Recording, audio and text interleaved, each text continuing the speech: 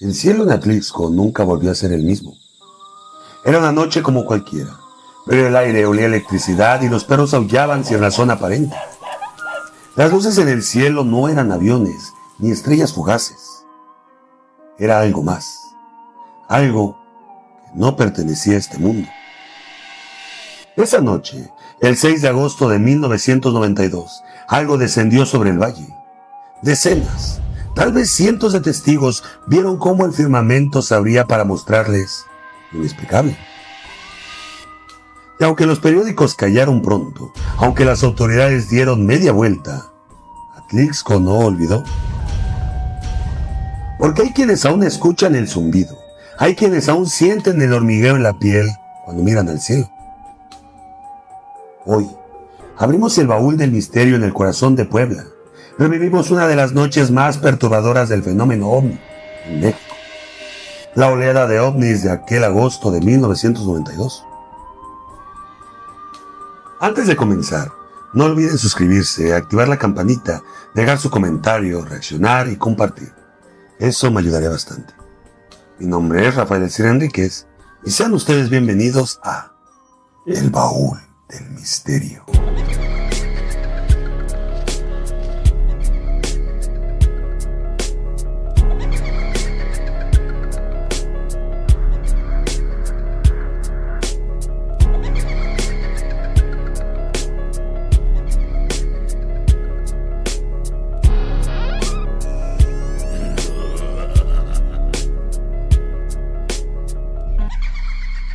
La oleada ovni de Atlixco, Puebla. La década de los 90 comenzaba a moldear un nuevo México, pero en los rincones más antiguos, como Atlixco, Puebla, el tiempo parecía avanzar más lento. Calles empedradas, fachadas coloniales y una tranquilidad provinciana que contrastaba con los primeros destellos del mundo moderno. Atlixco era un pueblo agrícola, caluroso durante el día, frío por las noches. Sus campos verdes y su cielo despejado eran postales comunes, hasta que dejaron de serlo. A principios de los 90, Atlixco comenzaba a sonar en las radios por sus festividades, por sus flores, por su volcán siempre vigilante, el Popocatépetl. Pero también empezaban los rumores, campesinos hablando de luces que se perdían entre los cañaverales, animales mutilados en los ranchos, silencios extraños en la madrugada. Sobre todo, una sensación colectiva de que algo más estaba ahí, observando. Aunque las autoridades locales no lo admitieran, algunos policías de la época lo sabían. Atlixco estaba cambiando. Y la noche del 6 de agosto de 1992 fue el punto de quiebre. Porque México vivía una etapa de transición política, tecnológica y social. Pero mientras en las grandes ciudades se hablaba de globalización, en pueblos como Atlixco, Puebla, la cotidianidad era otra. Testimonios de la época hablaban de luces extrañas sobre los campos, especialmente en las zonas de cultivo alejadas del centro. Algunos lo atribuían al reflejo de los autos en las noches, otros a cosas que mejor no decir en voz alta. En ese entonces, el periódico El Heraldo de Puebla llegó a mencionar avistamientos de objetos voladores no identificados sobre la región, aunque las autoridades nunca admitieron una declaración formal. Ese 6 de agosto fue el punto de quiebre donde algo cambió, una fecha que para muchos marcó un antes y el después de Atlixco, y lo más inquietante no fue lo que se vio, sino lo que no se pudo explicar. Era una noche aparentemente normal. El cielo estaba despejado y la luna colgaba como un farol muerto sobre Atlixco. Los perros ladraban sin razón, algo común en los barrios antiguos. O eso querían creer. Cerca de las 9:30 de la noche, varios vecinos del barrio de San Juan, Atlixco y del rumbo de Metepec comenzaron a ver luces en el cielo. No eran estrellas ni aviones, eran esferas, algunas blancas, otras anaranjadas, que parecían moverse con inteligencia propia. Un locutor local que transmitía desde una estación de radio comunitaria interrumpió la música para decir lo siguiente. Vecinos del sur reportan luces extrañas sobre los cerros. No sabemos qué es, pero está causando mucho alboroto. A las 10:15 de la noche, el fenómeno ya era visible desde varios puntos en Atlixco. Las luces formaban figuras, descendían lentamente y volvían a elevarse. Algunas personas aseguraban que vieron una nave con forma triangular, otros que simplemente sintieron un miedo irracional, como si algo se hubiese activado en lo más profundo de su ser. Una de las entrevistadas, una señora que nos compartió su testimonio, recuerda con claridad, aunque nos pidió que todo fuera anonimato. Mi esposo pensó que eran helicópteros, pero no hacían ruido, y luego desaparecieron como si se deshicieran en el aire. Nunca había visto algo así en mi vida. Los niños lloraban, las calles se vaciaron, y mientras los adultos rezaban, el cielo seguía encendido.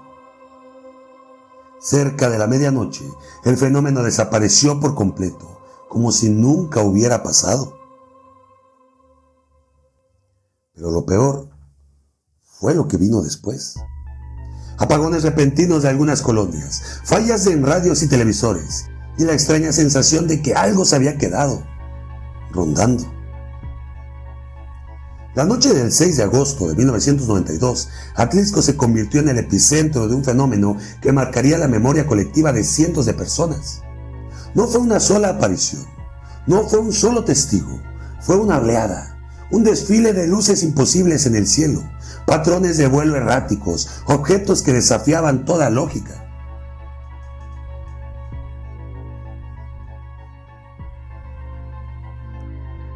Yo estaba con mis hijos en el patio. Eran como las 8 o 9 de la noche. Vimos una luz. Primero pensamos que era un avión, pero no se movía como uno. Era como si se quedara quieta. Y luego, ¡pum!, salió disparada hacia el volcán. Los primeros reportes vinieron de la zona conocida como Punto Marconi, un lugar elevado y despejado donde es común observar el cielo. Aquella noche fue el mirador improvisado para decenas de personas que se arremolinaron en la oscuridad. Todos estábamos gritando. Había quien lloraba, otros rezaban, otros gritaban de emoción. Nunca había visto una luz tan brillante. Se dividía como en tres y luego se reunían de nuevo. Los objetos no eran uno ni dos. Varias personas reportaron formaciones triangulares, luces que hacían giros imposibles, y otras que permanecían suspendidas sin emitir ningún sonido. Se hablaba de al menos 5 objetos voladores, desplegándose en diferentes zonas del cielo. Traíamos binoculares. Una señora juró ver que bajaba algo, como una esfera metálica. Luego, todo se quedó en silencio. Incluso los perros dejaron de ladrar. Aunque la cobertura mediática fue limitada en los siguientes días, El Sol de Puebla y otras publicaciones retomaron los hechos semanas después, a raíz del impacto colectivo. Algunos ufólogos independientes comenzaron a visitar el sitio para documentar los testimonios. Entre ellos, miembros del grupo Cosmos AC, quienes declararon que los avistamientos coincidían con otros eventos en la región centro-sur de México en los años 90. Pero la mayoría de estos avistamientos quedaron sin explicación, sin imágenes claras, sin videos, solo relatos, voces que, al unirse, crean una sinfonía de lo inexplicable. Mi papá dice que eran los del gobierno, pero mi abuelita dice que eran los otros, los del cielo. ¿Fue un fenómeno natural malinterpretado? ¿Ejercicios militares secretos? ¿O fuimos testigos de algo que no pertenece a este mundo? Esa noche, ese 6 de agosto, sigue viva en la mente de quienes alzaron la mirada. Y aunque el tiempo ha pasado, los ojos de Atlixco aún buscan respuestas. Cuando yo junto con mi equipo caminamos por esas calles de Atlixco, nos encontramos con algo sumamente inquietante. Buscábamos respuestas, pero encontramos algo mucho más poderoso que cualquier fenómeno aéreo. Encontramos silencio, un silencio cargado de tensión, de resistencia y de miedo. Cabe mencionar que no todos quisieron hablar. Algunos bajaban la mirada, otros simplemente cambiaban el tema, otras personas simplemente me ignoraban y seguían caminando. Cuando por fin pude hablar con una de estas personas, me comentaba que no hablaban, porque había personas que se burlaban, que no creían en sus historias. Una locataria, mientras acomodaba su puesto, me miró con seriedad, no quería hablar, y únicamente se limitó a decirme lo siguiente: mejor no. Desde que pasó eso, vinieron muchos de afuera a burlarse, y es por eso que ya no queremos hablar. Y es que lo que para algunos fue un espectáculo, para los habitantes fue un trauma compartido. Las luces no solo iluminaron el cielo, también sembraron la desconfianza. Entre los pocos que sí me hablaron está la señora Victoria, comerciante del centro de Atlixco, quien dijo lo siguiente. Y pues bien, el día de hoy nos encontramos en el centro de Atlixco y me encuentro ahorita en especial con la señora Victoria, que es comerciante dentro de lo que es el centro de Atlixco. Vende todo lo que son este tipo de artesanías. Si gustan, por favor. Recuerdo que por aquellos años comenzó una oleada de luces alrededor del volcán. Ella me dijo que asegura que no era la primera vez que ocurría. Me encuentro con la señora Victoria. Me platica cosas muy interesantes respecto a lo que ocurrió ese 6 de agosto de 1992. ¿Me recuerda usted? Bueno, pues en aquellos tiempos sí empezó como la oleada de luces alrededor de lo que es el volcán, ¿no? Y pues yo de ahí lo que es nuestros abuelitos, personas ya grandes, sí nos platicaban y nos decían que esos eran como un mensaje de esos seres para decirnos que iba a haber como alertarnos de algo, sobre algún fenómeno, pero todo era principalmente lo que era el volcán, ¿no? Alrededor del volcán. Pues sus abuelos ya estaban acostumbrados a ver aquellas luces en el cielo. Para ellos, no eran simples destellos, eran advertencias. Esos seres venían con un propósito: alertar a la gente. Y sí, a los 2 años sucedió lo de la erupción del volcán, cuando llegó la lava hasta media falda. Entonces nuestros abuelitos nos decían que fue cierto, que esos no sé cómo se les puede llamar, esos seres, sí, esos seres vinieron con el propósito de alertar a la gente. ¿Qué edad tenía usted? Ay, pues que serán como unos 10, 11 años. ¿Usted recuerda ver las luces? ¿Se espantó o ya están tan acostumbrados que...? Pues en aquel entonces estaba yo chamaca, ¿no? Nuestros juegos eran ir a jugar básquetbol a unas canchas que están ahí, entonces teníamos una vista perfecta del volcán, perfecto, no había tantos edificios ni nada. Entonces cuando comenzaron lo de las luces, pues solo sabíamos que antes nos decían que eran las brujas. Con el tiempo, ver las luces se volvió algo cotidiano, aunque sus abuelos siempre les decían que se trataban de brujas. Esa fue la versión que muchos aceptaron sin cuestionar. Después salió que no, que eran ovnis, eran ovnis. Ok, bueno, recordemos, vamos a retroceder un poquito en el tiempo. En aquel 6 de agosto de 1992 se aproximó toda una oleada de ovnis, lo que son estos objetos voladores no identificados, que es como me comenta que son estas luces. Aquí lo curioso, y esto no viene en las redes sociales, sino es por medio de la señora Victoria, que comenta que aquí lo curioso es que 2 años después... No, así está bien. Y es lo más curioso, que 2 años después se viene lo que es esta erupción del volcán Popocatépetl, que tengo también entendido que fue una de las más fuertes. Sí. Entonces, vienen estos seres para alertarlos y obviamente prevenir. ¿Cómo saben que los alertaron o cuál fue la sensación de esas personas que les dijeron? Simplemente las vieron y dijeron, algo va a pasar. Pero ¿sabían más o menos específicamente cuándo, cómo o qué? Bueno, es que mi abuelito, que en paz descanse, platicando con él decía que no se veía. Entonces, pues antes ve que estudiaban que las cabañuelas, que los cambios de clima y todo eso para la siembra. Entonces, para ellos era como una alerta, como algo se aproxima, algo va a pasar. Pero ella confiesa que siempre creyó en lo que decía su abuelo, pues era un hombre sabio, que estudiaba algo conocido como las cabañuelas. Las cabañuelas son un antiguo método de predicción del tiempo, practicado por agricultores desde tiempos remotos. Consiste en observar e interpretar los signos del cielo y del clima durante ciertos días del año para anticipar cómo será el clima futuro para beneficiar o afectar el cultivo. En otras palabras, quienes la practicaban vivían atentos al cielo y sabían cuando algo no era normal. Porque él decía que sus abuelitos le habían contado que hace muchísimos años ya había hecho erupción el volcán, años. Y para esto siempre como que ocurren como fenómenos, como cositas raras, ¿no? Entonces pues se viene lo de las luces y después pues aparece lo del volcán. Ajá, pero ya comenzaba de ese transcurso de ¿qué fue? ¿El 92? 93 ya el volcán comenzaba como a estar como aventando sus fumarolas. Empezaba a hacer expresión. Sí, hubo un tiempo que cayó gravilla y ya para el 94 pues sí aventó la erupción. Ajá. Okay. Oiga, ¿y actualmente usted ha visto o ha vuelto a ver este tipo de luces? ¿Las ven cotidianamente? ¿Ya no las ven? ¿Qué es lo que pasa actualmente aquí?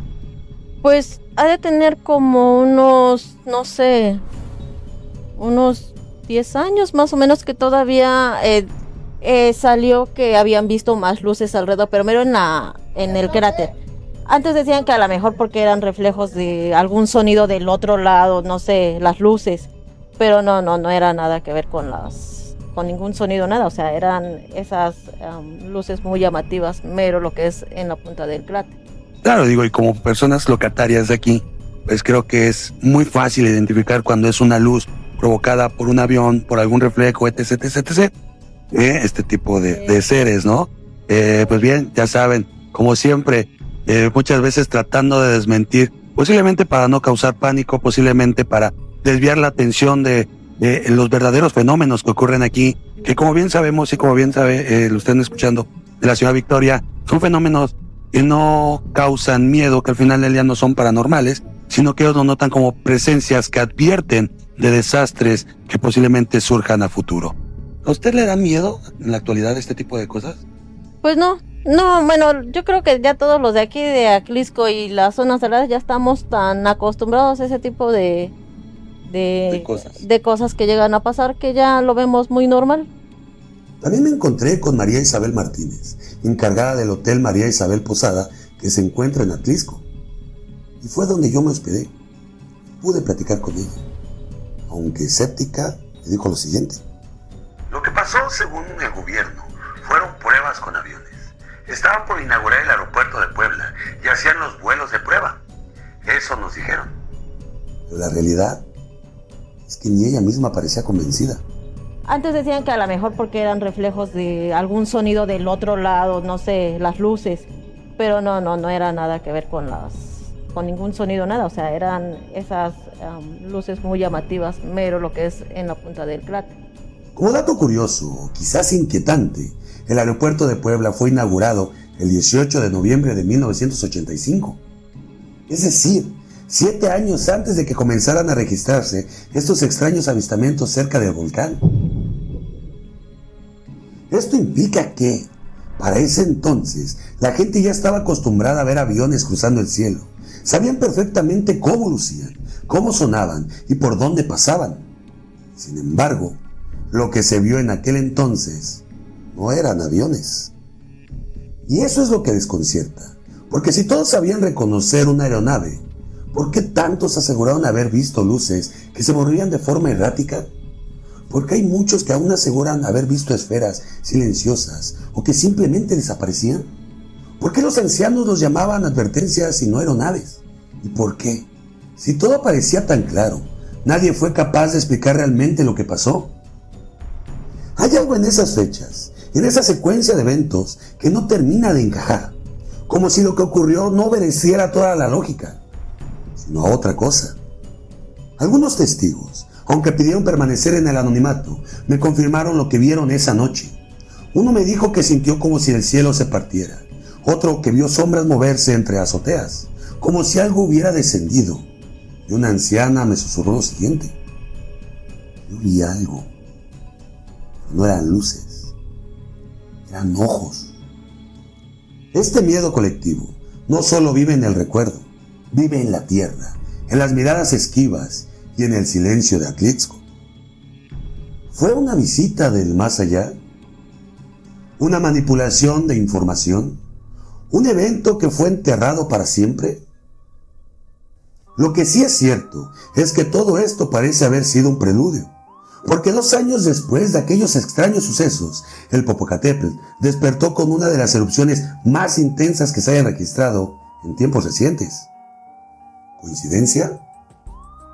O tal vez, solo tal vez, todo era una advertencia que nadie supo interpretar a tiempo. Pero la historia no terminó allí. La aparición de extraños vehículos sin placas en algunas colonias, hombres de traje preguntando por los testigos y el miedo a hablar, empezaron a tejer el velo del misterio más profundo. Tras el avistamiento, algunos recuerdan que comenzaron a circular vehículos extraños en las calles de Atlixco. Camionetas negras sin placas, autos con vidrios polarizados. Se estacionaban frente a las casas de quienes habían hablado demasiado.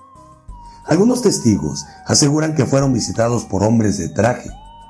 No se identificaban, solo hacían preguntas muy específicas. ¿Usted vio algo anormal esa noche? ¿Tomó fotografías? ¿Grabó algo? ¿Y a quién se lo contó?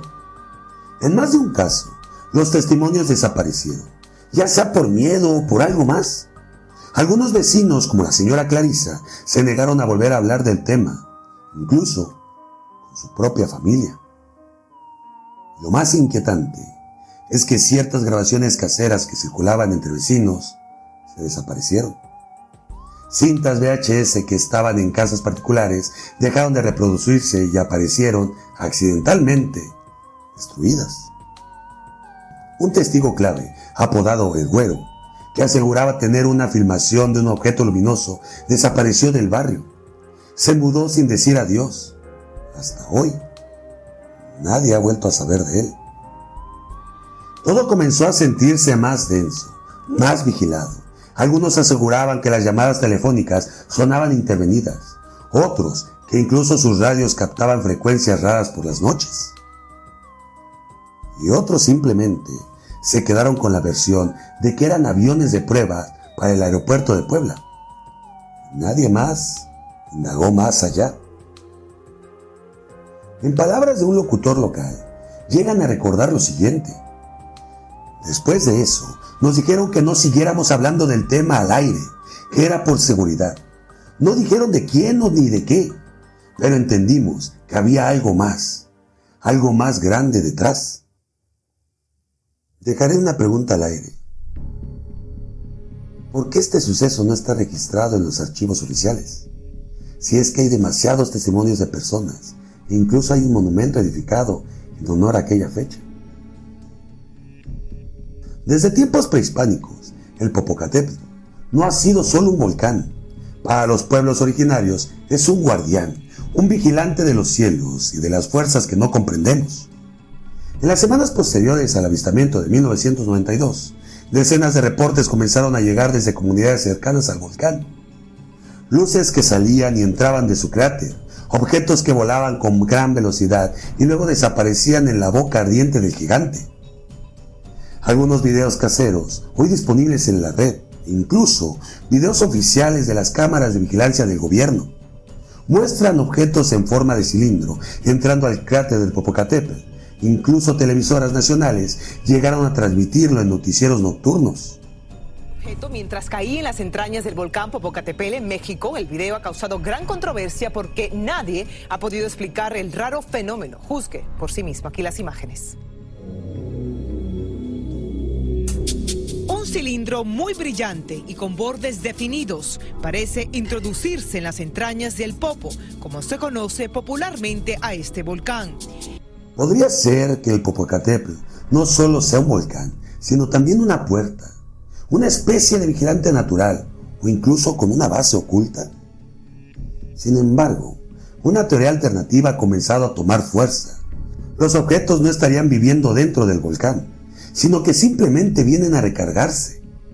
Se dice que el Popocatépetl sería una fuente de energía natural, aprovechada por estas inteligencias para recargar.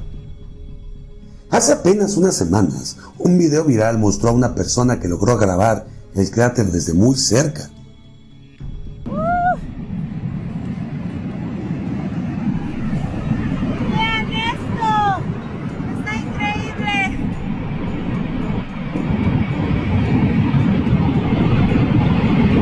metraje no se observan estructuras, bases, ni indicios de instalaciones ocultas. Pero, entonces, ¿se trata de una tecnología que no podemos detectar? ¿O simplemente se está utilizando al volcán como una batería viviente? Científicos y vulcanólogos han intentado explicarlo como gases, fenómenos atmosféricos o ilusiones ópticas. Pero hay patrones difíciles de ignorar. Las luces aparecen casi siempre en alineación con los equinoccios o eclipses. Hay un aumento de actividad sísmica justo después de ciertos avistamientos. Y lo más escalofriante, siempre hay alguien que intenta desacreditar los hechos de inmediato. ¿Por qué?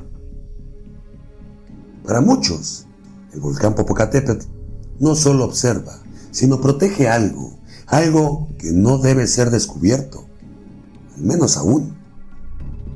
A pesar de lo que muchos pudieran pensar, los verdaderos testigos de estos eventos no suelen aparecer en la televisión. De hecho, ni quieren, porque lo que vieron, lo que sintieron, es algo que los marcó profundamente. No buscan fama, ni atención, solo desean paz. Muchos pobladores de la zona, especialmente adultos mayores, han optado por el silencio, han preferido guardar lo vivido como un secreto de familia, un susurro que se transmite entre generaciones, porque lo que el mundo llama luces, ellos los llaman presencias. Lo que para otros fueron simples anomalías aéreas, para ellos fueron advertencias. Los niños de entonces, hoy adultos, aún recuerdan cómo sus padres y abuelos les prohibían mirar al cielo por las noches, no por miedo a una tormenta, sino por lo que no debía verse. Miedo, tal vez protección, no de ellos. Y si las historias no fueran solo cuentos de la localidad, y si esas luces sobre el Popocatépetl no fueran simples ovnis, sino manifestaciones de algo más antiguo, más sabio o incluso más peligroso. Algunos creen que hay una memoria ancestral en juego, que el volcán no solo guarda fuego, sino secretos. Y ahora bien, ¿y si estos avistamientos no son simples accidentes, sino intentos deliberados de contacto? Tal vez hemos estado esperando la forma equivocada de comunicación. Esperamos palabras, mensajes claros, un saludo directo desde el cielo. Pero, ¿y si su lenguaje no es el habla? ¿Y si su forma de comunicarse es a través de símbolos, presencias, energías e incluso mediante la sincronía de los eventos naturales? Quizá lo que vemos como luces, movimientos o apariciones extrañas es su manera de decirnos, aquí estamos.